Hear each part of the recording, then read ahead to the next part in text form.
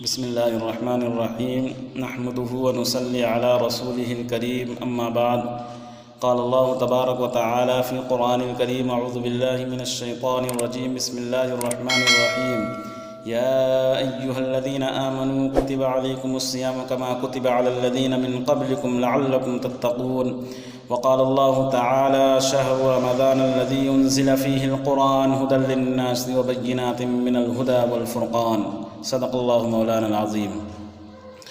میرے محترم بزرگوں اور دوستو، رمضان المبارک کا مہینہ شروع ہونے والا ہے۔ تقریباً سبھی مسلمان بھائی اس مہینے کی برکت اور عظمت سے واقف ہیں۔ اللہ تبارک و تعالی نے یہ مہینہ اپنی عبادت کے لیے خاص فرمایا ہے، اور نہ معلوم کیا کیا رحمتیں اللہ تبارک و تعالی اس مہینے میں اپنے بندوں کی طرف مبذول فرماتے ہیں، جس کا ہم اور آپ تصور بھی نہیں کر سکتے ہیں۔ رجب کا چاند دیکھتے ہی نبی اکرم صلی اللہ علیہ وسلم دعائیں مانگا کرتے تھے، اللہم بارک لنا فی رجب و شعبان وبلغنا رمضان، اے اللہ ہمارے لیے رجب اور شعبان کے مہینے میں برکت عطا فرمائیے اور ہم کو خیر و عافیت کے ساتھ رمضان تک پہنچا دیجیے، یعنی عمر اتنی لمبی کر دیجیے کہ ہمیں رمضان المبارک کا مہینہ نصیب ہو جائے۔ غور کرنے کی بات ہے کہ رمضان المبارک آنے سے 2 ماہ قبل رمضان کا انتظار اور اشتیاق ہو رہا، اس کے پانے کی دعائیں کی جا رہی ہیں۔ کائنات کی سب سے بڑی شخصیت معصوم نبی جناب محمد رسول اللہ صلی اللہ علیہ وسلم خود دعا فرماتے ہیں۔ یہ کام تو وہی شخص کر سکتا ہے جس کے دل میں رمضان المبارک کی صحیح قدر و قیمت، جو رمضان کے فضائل اور برکات سے واقف ہوں، جو جانتا ہو کہ رمضان المبارک کا مہینہ کیا ہے۔ اللہ تبارک و تعالی نے مسلمانوں پر اس مہینے کے روزے فرض فرمائے ہیں۔ رمضان کا روزہ اسلام کا ایک اہم ترین فریضہ اور رکن ہے۔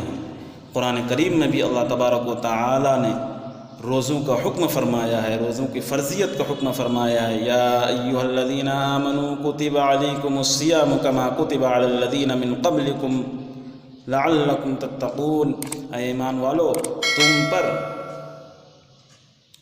روزے فرض فرمائے گئے ہیں جس طرح تم سے پہلی امتیوں پر فرض کیے گئے تھے۔ روزوں کا یہ حکم اس لیے دیا گیا ہے تاکہ تمہارے اندر تقوی پیدا ہو۔ روزے کا مقصد ہے تقوی حاصل کرنا۔ اسی تقوی کے حصول کے لیے اس آخری امت پر، نبی صلی اللہ علیہ وسلم کی اس آخری امت پر سال میں 1 مہینے کے روزے فرض کیے گئے ہیں۔ میرے دوستو، اس مہینے کا اصل مقصد ہے کہ سال بھر یعنی 11 مہینے میں جو کچھ ہم نے گناہ کیے ہیں، جو کچھ ہم نے پاپ کیے ہیں، اسے بخشوانا، غفلت کے حجاب دل سے ہٹا دینا اور دلوں میں تقوی پیدا کرنا، گناہوں سے پاک صاف ہونا۔ جیسے کسی مشین کو جب کچھ عرصہ استعمال ہو جائے تو اس کے بعد اس کی سروس کرانی پڑتی ہے، اس کی صفائی کرانی ہوتی ہے۔ اسی طرح اللہ تبارک و تعالی نے انسانوں کی سروس اور ہالنگ کے لیے یہ رمضان کا مہینہ عطا کیا ہے تاکہ انسان اس مہینے میں اپنی صفائی کرا لے، اپنی زندگی کو ایک نئی شکل دے دے، اپنے گناہوں سے توبہ استغفار کر لے، اپنا دل کو صاف کر لے، شفاف کر لے۔ اس مہینے میں دن میں تو روزہ رکھنا ہے۔ دن کے روزوں کے علاوہ ایک خاص عبادت اور ہے جو رات میں ادا کی جاتی، جس کو ہم اور آپ تراویح کہتے ہیں۔ نبی اکرم صلی اللہ علیہ وسلم نے ارشاد فرمایا، شہر کتب اللہ علیکم صیامہ وسننت لکم قیامہ، یعنی اس مہینے کے روزے اللہ تعالیٰ نے تم پر فرض فرمائے ہیں اور میں نے اس کے قیام یعنی تراویح کو تمہارے لیے سنت قرار دیا ہے۔ حدیث پاک کی روایت ہے، ابن ماجہ کی روایت ہے۔ یہ نماز یعنی تراویح رمضان کے مہینے میں عشاء کے فرائض کے بعد اور وتروں سے پہلے پورے 20 رکعات پڑھی جاتی ہے۔ تراویح ہر مسلمان عاقل بالغ مرد عورت پر سنت موقعہ ہے۔ نبی اکرم صلی اللہ علیہ وسلم نے ارشاد فرمایا من صام رمضان ایمانا واحتسابا غفر له ما تقدم من ذنب ومن قام رمضان ایمانا واحتسابا غفر له ما تقدم من ذنب، کہ جو شخص رمضان کے روزے رکھے ایمان کی حالت میں اور ثواب کی امید کے ساتھ تو اس کے گزشتہ سارے گناہ معاف کر دیے جاتے ہیں۔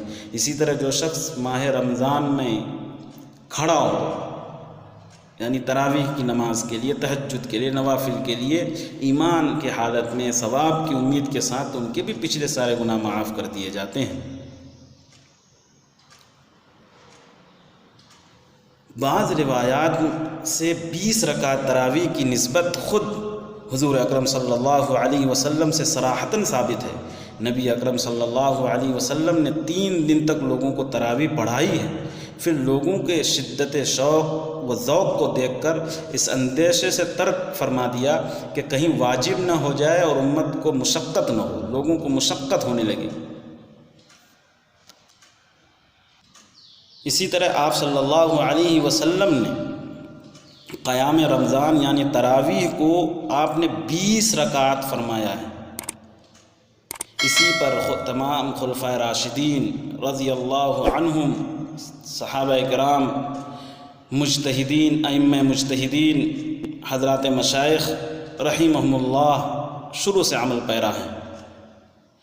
اس پر امت کا اجماع بھی ہے۔ تراویح چونکہ سنت موقدہ ہے، اس لیے تراویح کی نماز کو بلا عذر چھوڑنا گناہ ہے۔ موجودہ حالات میں، جو مجھے کہنا ہے موجودہ حالات میں، جو اس وقت وبائی مرض کرونا وائرس سے ہمارا ملک، پورا ملک متاثر ہے تقریباً، اس سے حفاظت کے لیے اس بات کی رعایت ضروری ہے کہ لوگ ایک دوسرے سے قریب ہو کر رہنے سے بچیں، فاصلہ قائم رکھیں۔ نمازوں میں ایک دوسرے کے قریب ہونا ہوتا ہے، جماعت کے ساتھ ایک دوسرے کے قریب ہونا ہوتا ہے، لیکن موجودہ حالات میں اس کی رعایت کرنی ہے۔ اس سال 5 وقتہ نمازیں تراویح سب گھروں میں ادا کریں گے، چھوٹی چھوٹی جماعتیں 4-5 لوگ مل کر اپنے اپنے گھروں میں ہی ادا کریں گے انشاءاللہ۔ جن لوگوں کے لیے جماعت کی صورت نہ ہو سکے، جماعت کی صورت نہ بن سکے، وہ تنہا اکیلے نماز تراویح یا 5 وقتہ نمازیں گھروں میں ادا کریں گے۔ جماعت کے لیے شرط یہ ہے کہ کم سے کم 2 نمازی ہوں، امام کے علاوہ ایک مقتدی ہو، تب بھی جماعت قائم ہو جائے گی۔ اس لیے گھروں میں بھی موجود افراد، باہر سے لوگوں کو نہیں جمع کرنا ہے، گھروں میں جو موجود افراد ہیں ان کے ساتھ مل کر کے جماعت کا اہتمام کیا جا سکتا ہے، بلکہ جماعت کا اہتمام کر لیں، اچھا رہے گا، ثواب ملے گا، جماعت کا ثواب مل جائے گا۔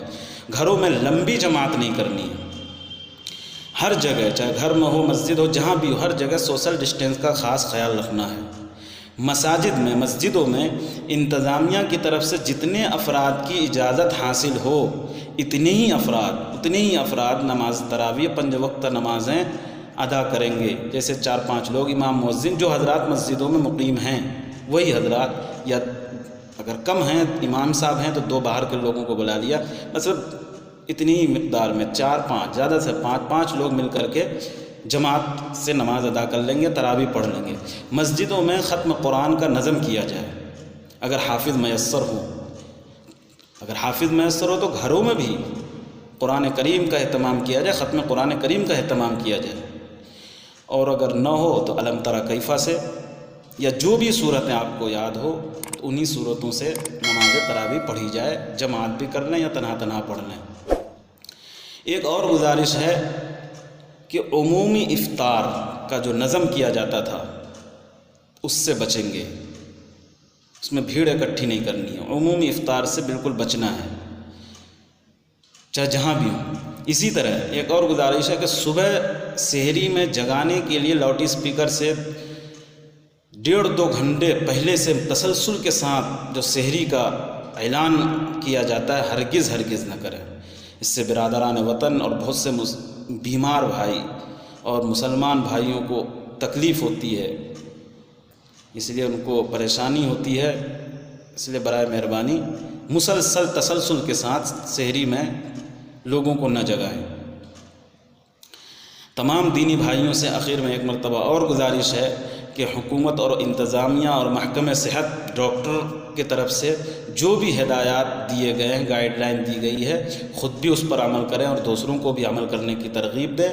بے ضرورت گھروں سے باہر بالکل نہ نکلیں، گھروں میں رہ کر اس مقدس مہینہ رمضان المبارک کے مہینے میں خوب عبادت کریں، توبہ استغفار کریں، نمازوں کا اہتمام کریں، نوافل کا اہتمام کریں، تلاوت قرآن، خاص طور پر تلاوت قرآن کا اہتمام کریں، خوب جم کے تلاوت کریں، اپنے گھر والوں اور بچوں کو بھی ترغیب دیں، اپنے گھر کی خواتین کو بھی اس چیز کے اہتمام کا حکم دیں، توبہ استغفار کریں، گناہوں سے بچنے کی کوشش کریں۔